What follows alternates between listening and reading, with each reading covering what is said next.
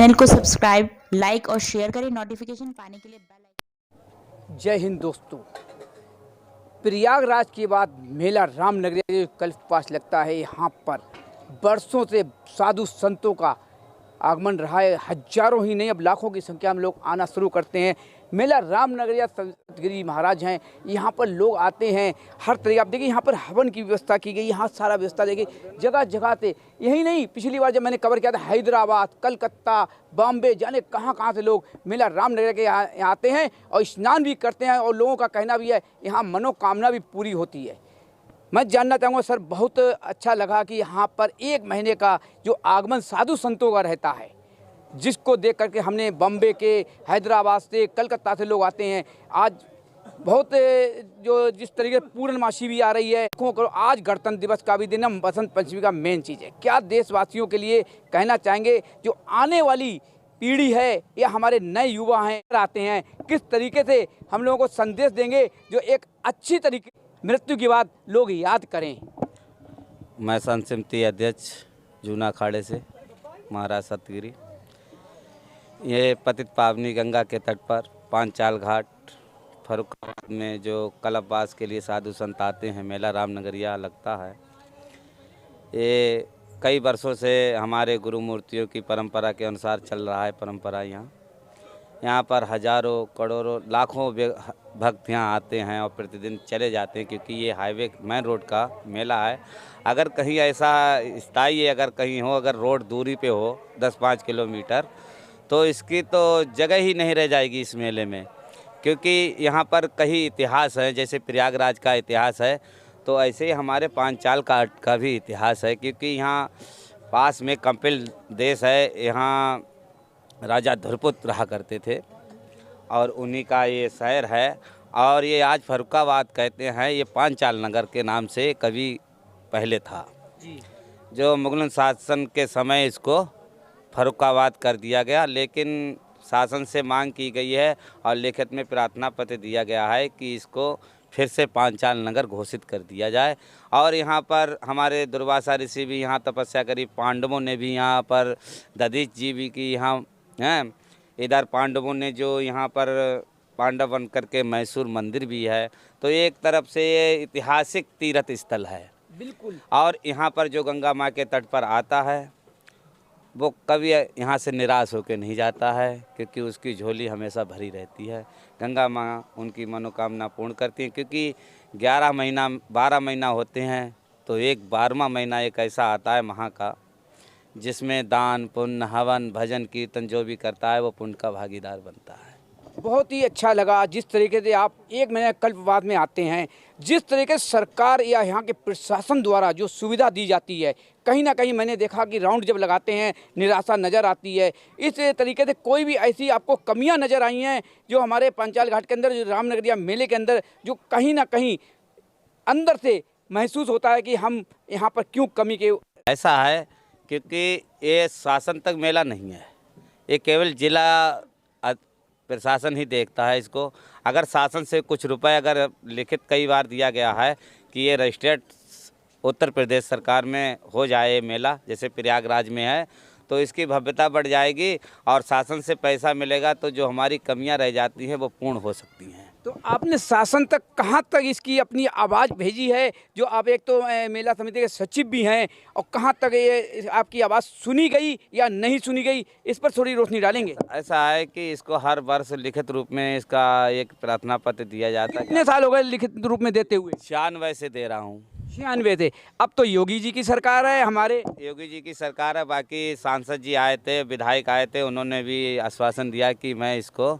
Sir, सांसद का नाम बताएंगे? सांसद का मुकेश राजपूत जी। उन्होंने क्या आश्वासन दिया आपको? उन्होंने कहा है कि इसको ऊपर तक, शासन तक इसको मेला की मंजूरी कराएंगे। देखिए, बहुत ही अच्छी बात है जिस तरीके से अपना सब कुछ छोड़कर कल्पवास में आते हैं लोग, यहाँ पर गंगा स्नान भी करते हैं। सवाल जब मैंने कमियों को डाला तो महाराज जी ने एक बात बता दी कि कई सालों से लिखित में दिया जा रहा है, इसको रजिस्टर्ड करने के लिए सवाल ये उठता है, चाहे सांसद मुकेश राजपूत जी हों, चाहे सांसद कोई भी हो या विधायक कोई भी हो, एक धर्म की जो नगरी रामनगरिया मेला माना जाता है, यहाँ पर बिल्कुल सही से ये जो कार्य होना चाहिए। जिस तरीके से कई कमियां नज़र आई हैं, कमियां तो मैं दिखाता ही रहूँगा क्योंकि आज की बात हमेशा दिखाता रहा है। सवाल उठता है कि जिस तरीके से ये लिखित रूप में जाने के बाद क्यों आवाज़ नहीं उठाई गई। हमारी योगी जी की सरकार है और योगी जी की सरकार में सड़कों का नाम भी बदल जाना या क्षेत्र और ज़िले का नाम बदल जाना होता चला आ रहा है, तो क्यों ना आज मेला रामनगरिया के ऊपर कुछ जो सवाल हमारे जो साधु संतों ने उठाए हैं, क्यों नहीं इस पर कार्रवाई हुई।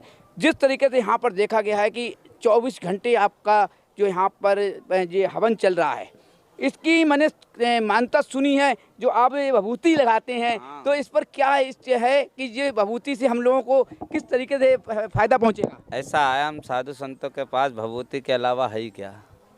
तो हाँ बिल्कुल नहीं विभूति को देके कितनों के कल्याण हो जाते हैं, कितने सही हो जाते हैं, कितने बीमार हैं वो सही हो जाते हैं।